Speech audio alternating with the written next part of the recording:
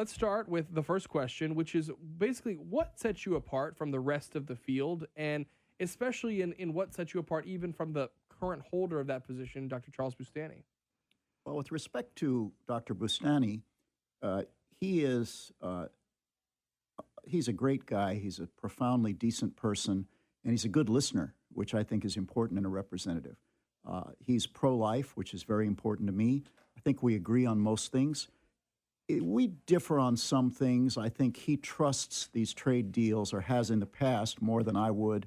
I think that so much of our relationship with China has resulted in enriching and empowering the Chinese government, and I would take a hard look at those deals, particularly when we're dealing with a dictatorship where we're not really helping the people of the country, we're helping the government. But I think I would have voted against some of those big end-of-year bills that he voted for, but that's a matter of strategy. You're trying to achieve good things, and the question is, when they put a few good things in a bad bill, what do you do? Mm-hmm. But he is a wonderful person, and the other thing is, anytime I ever went with Louisiana citizens to try to meet with members of Congress, most of them sent staff. Congressman Bustani always met with us whenever he could himself, and I think that matters a lot. Mm-hmm. As far as the other candidates are concerned, we've got a bunch of great candidates. They've all done great things. Most of them are conservative. I like to think that my experiences, my particular set of experiences, I worked for President Reagan, appointing conservative judges, pro-life judges. I worked in Congress for 10 years. I didn't like it, but I was working for conservative leaders like Dave Treen and Henry Hyde. I learned how to write bills and how to pass bills that got results and that saved lives. And then I was a United States ambassador, and I represented the values and interests of the greatest country in the world in dangerous places overseas. I think that background will help me to be a more effective congressman than maybe some of the other people would be starting out. Let's talk about the oil industry. Obviously, lots of folks in our area facing layoffs, facing job cuts, even some of the companies facing bankruptcy. What would you do in Washington to ensure we get some of these jobs back and maybe get this whole kind of region back to work? Well, the big problem for the oil industry is overregulation. There's nothing we can do about the fact that prices are going to rise and fall on oil and other commodities. But businesses need to have the flexibility to prepare for that sort of thing and to react to it when it happens.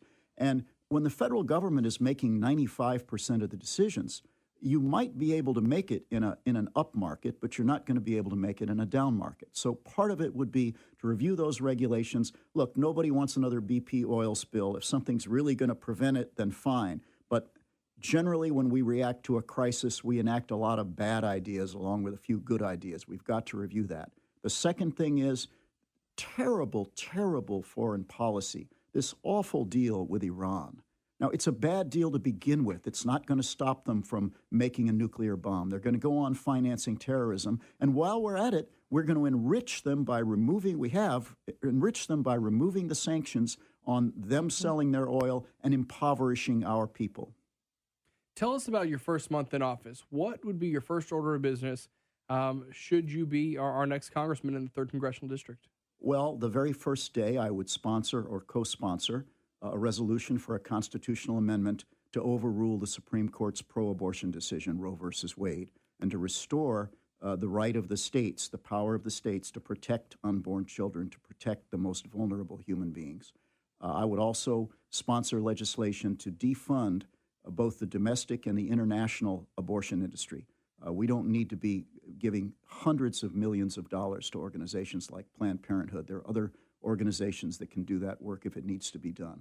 I would introduce legislation for regulatory review. We talked about the oil industry. Congress needs to review these executive regulations regularly and to repeal the ones that are inappropriate, that are unnecessary, that are counterproductive.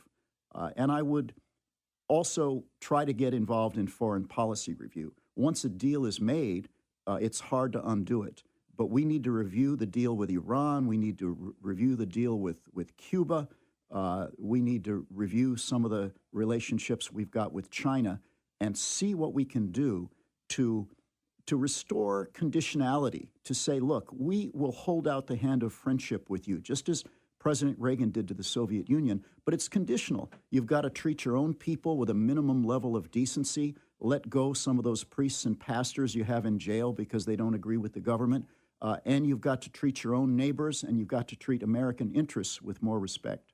We're joined by Grover Joseph Rees, Republican candidate in the 3rd Congressional District, on the ballot tomorrow. Let's move on to race. What do you think that race, or how do you think race should be handled and should affect the way federal government works, especially legislators? Well, of course, we start with what Martin Luther King said, that we shouldn't be judging people by the color of their skin, but by the content of their character. When I was a child, now in Louisiana, we don't have as bad a race problem. We didn't have the levels of hate that we had in some other parts of the United States, probably because first of all, Cajuns were kind of regarded as an inferior race by some of the other people in Louisiana and neighboring places. But second, we all spoke French. We all had our French, Latin, Louisiana culture. We had more in common with each other, black people and white people and Creoles, than we did with other people. But there were still problems. There was still somebody in the driver's seat and somebody not in the driver's seat. My parents taught us, even in the 50s and the 60s, when there were separate water fountains for different races, they taught us to treat people as human beings and to treat them with respect. I live in a multiracial family. My wife is Asian American. I have very close relatives who are African American and who are Hispanic. And we get along fine, and that's the start. The start is to realize that race and culture and everything else is an envelope, and that we have a lot more in common than we do different. And as a congressman, I just hope I could lead by example and by who I hired and who I talked to and how I treated people. To the extent I can be part of continuing that solution, I would. Finally, as we wrap up with Grover Joseph Rees, what is the biggest misperception about you? I know people know about your experience, but what do you think people don't know or maybe get wrong in their assumption of you? Well, as you say, I think people who know me, who know about me, know that I was an ambassador. They know that I worked for President Reagan. But you know, the tragedy is that not everybody knows I'm a Cajun.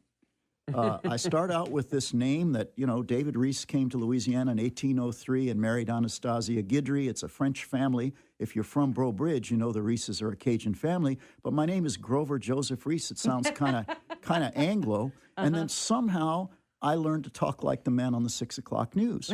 And people say, why don't you talk like a Cajun? Well, I want to say my Acadian ancestors came here. I'm descended from Alessandro Broussard, de Beausoleil. I'm descended from Agricole Bro. He was my grandfather's great-grandfather. And I'm going to try to get back that Cajun accent. I don't know if I can. Well, we appreciate your time. We have posted all of these 5 questions interviews up to this point on our website, kpel965.com. We will post this one coming up a little bit later on this morning. Of course, all our election coverage brought to you by Acadiana Prescription Shop.